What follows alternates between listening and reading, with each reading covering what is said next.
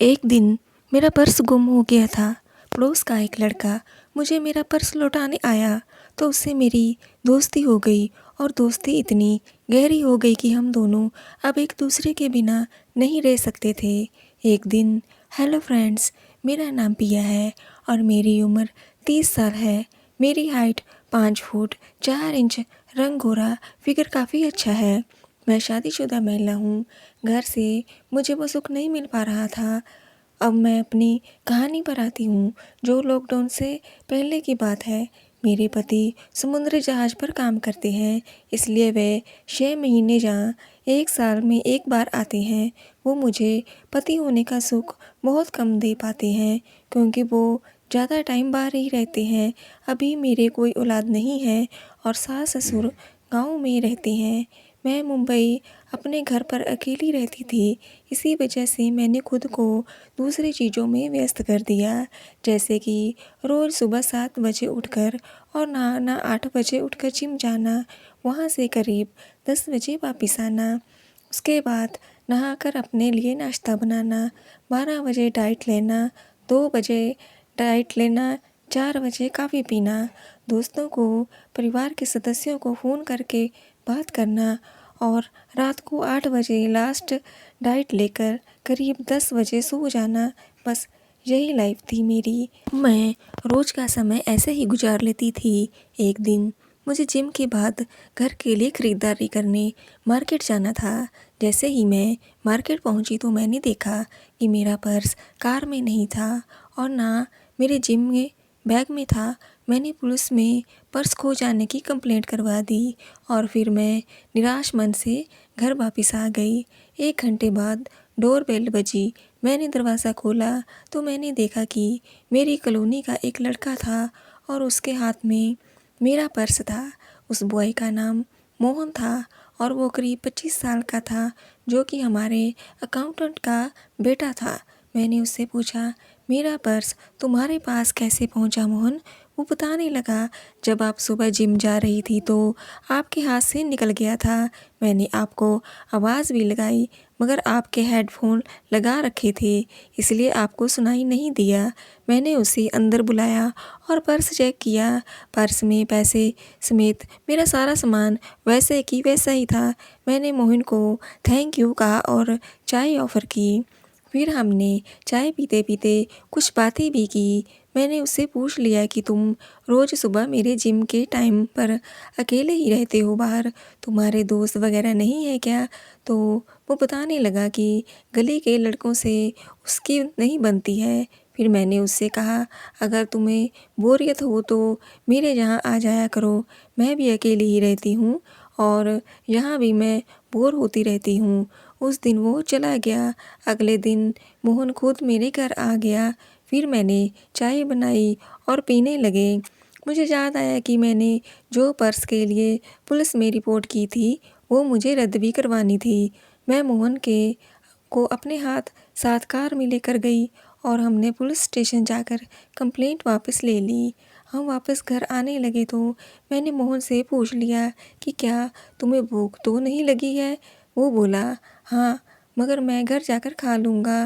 मैंने कहा, होटल में चलते हैं खाने के लिए। वो कहने लगा, उसके पास पैसे नहीं हैं। मैं बोली, मैं तुमसे पैसे देने के लिए कह रही हूँ क्या? बस मेरे साथ चलो, घर में मुझे अकेले को खाना पड़ता है। तो वो मान गया। उसके बाद हम घर आ गए। अगले दिन जब मैं जिम के लिए जाने लगी तो मैंने देखा कि 2-3 लड़के मोहन से बात कर रहे थे। फिर जब वो मेरे घर आया तो खुद ही वो बताने लगा कि आज गली के दूसरे लड़के खुद उससे बात करने आए। मैंने कहा, ऐसा क्यों? वो बोला, पता नहीं, जब भी मैं आपके साथ में रहता हूँ तो वो देखते हैं और फिर अब खुद ही बात करने लगे हैं। मैं बोली, हाँ, वो इसलिए ऐसा कर रही हैं कि ताकि तुम्हारे ज़रिए उनको भी मुझसे बात करने का मौका मिले। वो बोला, हाँ, शायद ऐसा ही है। अब मोहन मैंने एक दूसरे को नंबर भी ले लिए थे। हमारी फ़ोन पर बातें हो जाती थी। ऐसे ही 2 महीने बीत गए और अब हम दोनों एक दूसरे के काफ़ी नज़दीक आ चुके थे। 20 जुलाई को मोहन का जन्मदिन था। मैं मोहन को बधाई देने उसके घर गई तो उसके पापा मुझे मिल गए। वो हमारे अकाउंटेंट थे। तो मुझे देखकर बोले, बेटा तुम यहाँ कैसे? मैंने कहा, मैं आपके बेटे को बर्थडे विश करने आई हूँ। वो पूछने लगे कि कैसे मोहन को जानती हो तुम? उनको मैंने सारी कहानी बताई कि कैसे मेरे पर्स वाला मामला हुआ था। मैंने कहा, मोहन बहुत अच्छा लड़का है, वरना आज के समय में कौन ऐसे पैसे से भरा वापस करता है। ये सुनकर उसके पापा खुश हो गए। वो बोले, मुझे अभी काम से बाहर निकलना है, मोहन कॉलेज से आता होगा तो तुम उसका इंतज़ार कर लो। मैं बोली, मैं फिर आ जाऊंगी। मगर वो ज़िद करने लगे और कहने लगे कि अपना ही घर समझो। मैं वहाँ पर मोहन का इंतज़ार करने लगी।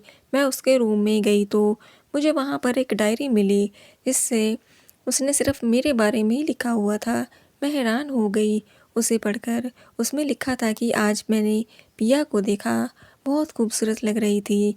बात करना चाहता हूँ पर कैसे करूँ, समझ में नहीं आ रहा है। इस तरह से उसने बहुत सारी बातें लिखी हुई थी। उसमें पर्स वाली बात का जिक्र भी था। फिर दरवाज़ा खुलने की आवाज़ आई तो मैंने वो डायरी रख दी। बाहर देखा तो मोहन कॉलेज से आया हुआ था। तब मैंने बाहर जाकर मोहन को ज़ोर से गले लगाया और बर्थडे विश किया तो उसने मुझे गले से लगाते हुए थैंक यू कहा। मैंने मोहन को बाहर जाकर पार्टी करने के लिए कहा। हम गए और पार्टी करके आए। उस दिन हमने खूब मज़ा किया। उसके अगले दिन मोहन मेरे घर आया तो उस वक्त मैंने लाल रंग की साड़ी गहरे रंग के ब्लाउज़ के साथ पहनी हुई थी। उसकी कमर भी काफ़ी अच्छी थी। मोहन उसे देखता ही रह गया। मैंने कहा, क्या देख रही हो? मोहन ने कहा, आप बहुत अच्छी लग रही हो। फिर हम चाय पीने लगे। मैंने फिर जानबूझकर चम्मच नीचे गिरा दिया। जब मैं नीचे झुकी तो मेरा पल्लू गिर गया। मोहन मुझे घूर घूर कर देखने लगा। मैंने फिर शर्माते हुए साड़ी का पल्लू सही किया और उसने पूछा, कुछ और लोगे क्या? वो बोला, नहीं। उस दिन वो चला गया। अगले दिन जब मैं उसके घर बहाने से गई तो मैंने उसकी डायरी को पढ़ा। उसमें लिखा हुआ था कि आज मैंने दिया का पल्लू नीचे गिरा हुआ देखा, लेकिन मैं दिया को कुछ नहीं बोल पाया, कहीं वो बुरा न मान जाए। मैं उसकी दोस्ती खोना नहीं चाहता हूँ। अब मुझे पता चल गया कि मोहन के मन में मेरे लिए कुछ गलत भावना नहीं है। अगले दिन वो मेरे घर आया तो मैंने त्वचा के रंग के जैसी साड़ी पहनी हुई थी। वो मेरे गोरे बदन पर खूब जच रही थी। उस दिन मोहन मुझे टकाटक देख रहा था। मैं जानती थी कि वो मुझे बहुत पसंद करता है। फिर मैंने उसके मेरे साथ डांस करने के लिए बोला। हम दोनों डांस करने लगे। मैंने उसका हाथ कमर पर रख लिया। वो थोड़ा हिचक रहा था, मगर मैंने बोल दिया कि मुझे अपनी दोस्त समझो, चाहो तो गर्लफ्रेंड भी बना लो। इस बात पर वो हंसने लगा, मगर मैंने देखा कि मेरी कमर पर हाथ रखते ही वो शर्मा रहा था। मैं जान गई थी कि वो ज़्यादा घबराने लगा है, तो मैंने उसे छोड़ दिया तो वो अपने घर चला गया। अगले दिन जब उसके आने का समय हुआ तो मैं नहा धोकर आई। मैंने काले रंग की साड़ी पहनी हुई थी। मैं अपने रूम में तैयार हो रही थी कि मोहन के अंदर ही बुला लिया था मैंने उससे मेरे ब्लाउज़ की एक खुली हुई डोरी बांधने को कहा। वो मेरे पास आकर डोरी बांधने लगा। फिर मैंने शीशे में देखते हुए उससे पूछा, मोहन आज मैं तुम्हें कैसी लग रही हूँ? तो वो बोला, बहुत ही ज़्यादा खूबसूरत, ऐसा लग रहा है कि जैसे मैं कोई सपना देख रहा हूँ। मैं बोली, तो इस सपने को तुम हकीकत बनाना नहीं चाहोगे? तो वो बोला, मैं समझा नहीं। ऐसा लग रहा था कि मोहन इस पल का इंतज़ार बहुत दिनों से था, जैसे उसने बरसों इंतज़ार किया हो। मोहन मुझसे मन ही मन पसंद करता था, लेकिन वो मुझसे बोलने से डरता था क्योंकि मैं शादीशुदा थी। और उसके बाद हम दोनों बहुत अच्छे फ्रेंड बन गए थे और घंटों फ़ोन पर बात किया करते थे।